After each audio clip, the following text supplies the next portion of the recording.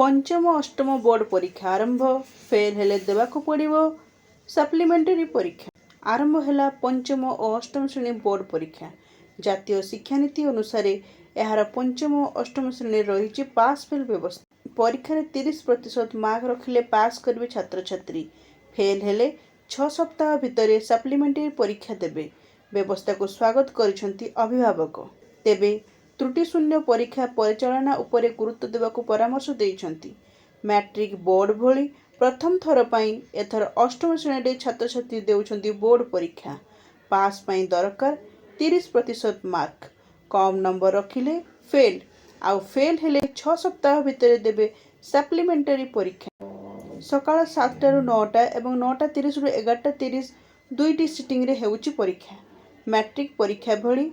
strong room रे रही प्रश्नपत्र सकाळु स्वतंत्र स्कूल ले पहुंचीथिला प्रश्नपत्र परीक्षा पाई ब्लॉक स्तर रे स्वतंत्र स्क्वाड गठन करा जायछि प्रति स्क्वाड रे 3 जन लेखाई सदस्य रहिछंती सेही भली जिला और राज्य स्तर रे मध्य स्क्वाड रहिछंती प्रतिदिन 5 रु 6 टी स्कूल निरीक्षक प्रतिदिन 5 रु 6 टी स्कूल निरीक्षण करिए एई स्क्वाड समान भावरे पंचम श्रेणी बोर्ड परीक्षा मध्य आरंभ होईछि पंचम श्रेणी पिलांक पई 50 मार्क परीक्षा थिबा बेले सेथिरु 10 मार्क रो मौखिक और 40 मार्क लिखित परीक्षा